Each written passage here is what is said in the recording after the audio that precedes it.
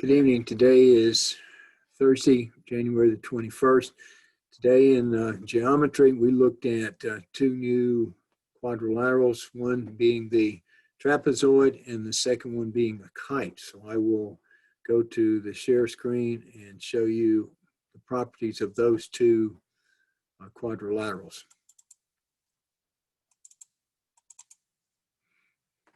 So the first quadrilateral we have, I will draw it. It's a trapezoid. I'll write that out here. That's a trapezoid, and a trapezoid has exactly one pair of parallel sides. It's what it takes to be a trapezoid. So if I draw one here, I can have one line up here. I can have a second line down here, like this.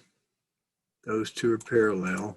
And then I will draw the third sides here and here. Now, so the top line and the bottom line are parallel.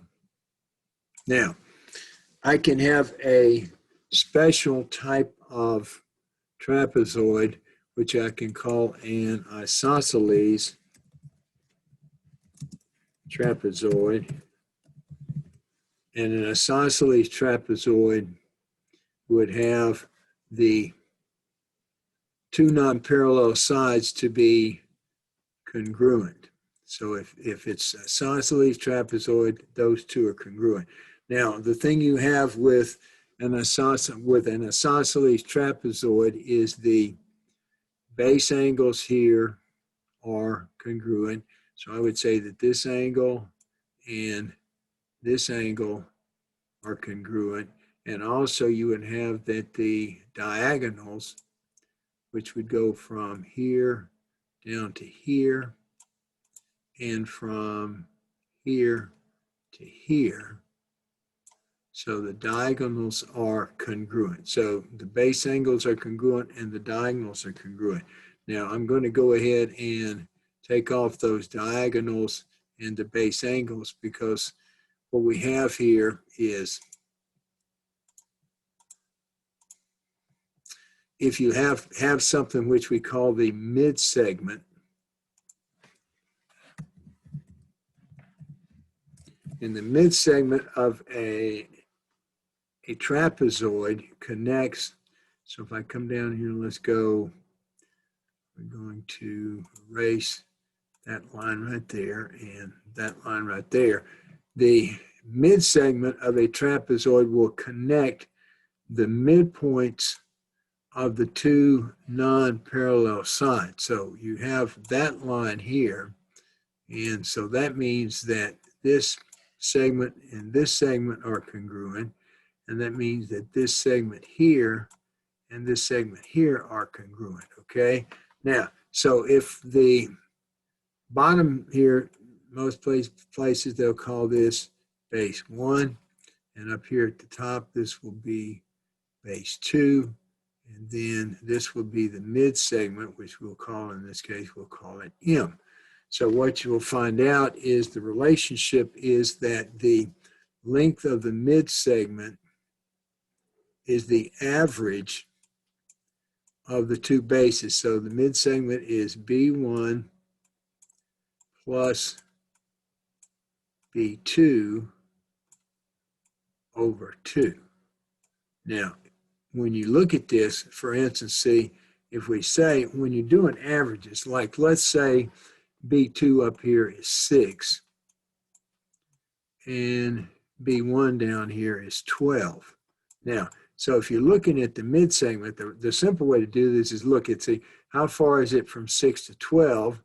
And the answer is the distance between the two numbers is 6.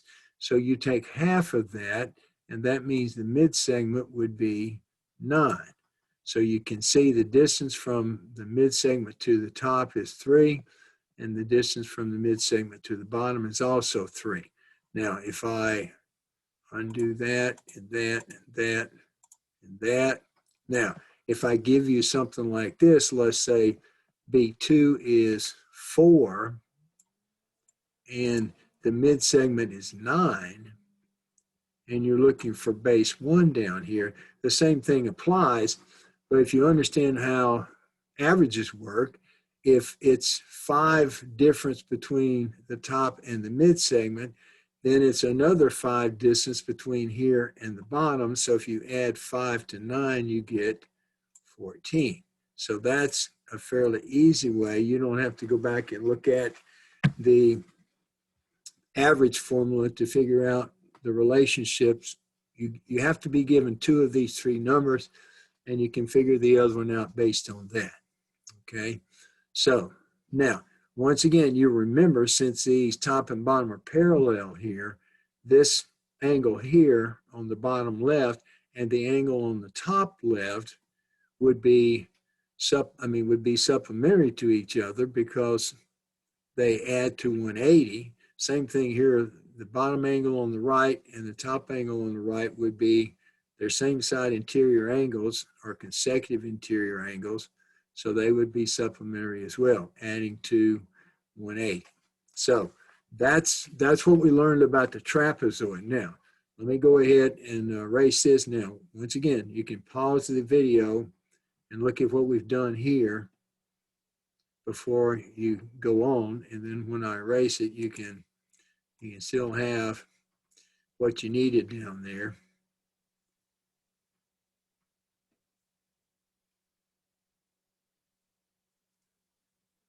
So now the thing we're going to look at is what is called a kite. Now, a kite is a quadrilateral with 2 pair of consecutive congruent sides. Okay, now, so if you try to draw a kite, the simple thing to do is you make you 4 dots. You make you a dot here, you come down here and make you a dot, and then you make you a dot about right out here, and then you come over here and be symmetric with it and put you a dot about right there.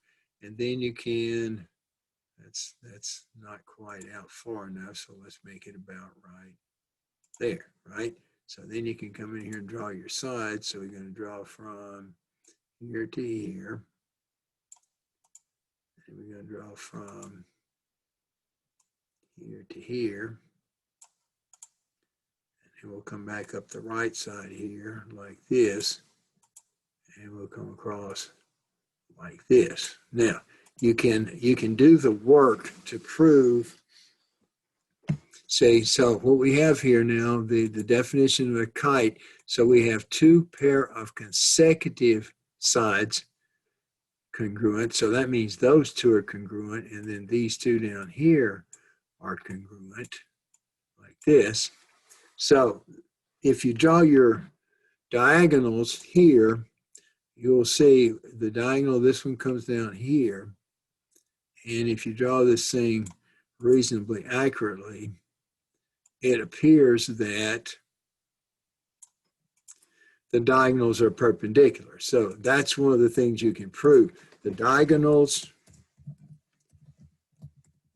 are perpendicular to each other. And then the other thing is that the top and bottom angles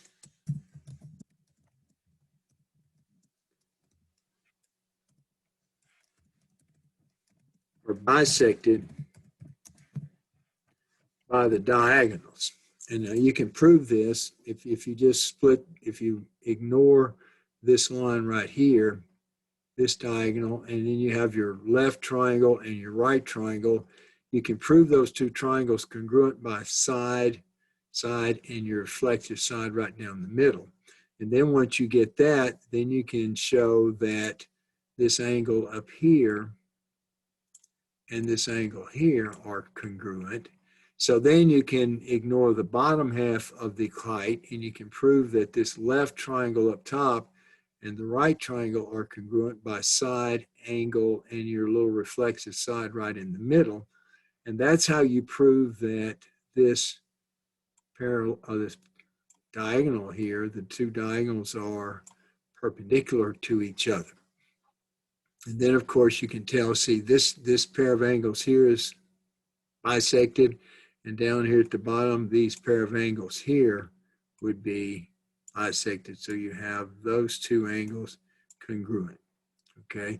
Now, so what you can do here, one of the problems in the book, if you see, it gives you this right here. It says this side is 4, and this little top side up here is 3. If I put a 3 right in here, and so you have a 3, 4. If you remember your Pythagorean triples, you have a 3, 4. So this would be 5 up here. So those are the type of problems. Now, once again, as it says, if you know this angle here, you know these side two angles are congruent. So this angle here is congruent to this one, the big angles. The parts, the divisions are not. This and this are not equal, but this and this are equal, and this are equal. So those are the type of problems. So if you look at some of the problems, once again, in your homework, check your homework and see if you have any questions. If you have any questions, send me an email and I will get back to you. Now, tomorrow we're going to be looking at some geometry, plain and simple. So what you need to do, your tests for chapter 6 will be the test at the end of the chapter in your book. So between now and next Tuesday, you can be working on that, because tomorrow we will do geometry, plain and simple. On Monday, we will review for the test on Tuesday. So you can be looking at and working the test in your book at the end of chapter 6. And once again, if you have questions, send me an email and I will get back to you. Otherwise, I hope you are doing well, and have a good Friday and a good weekend.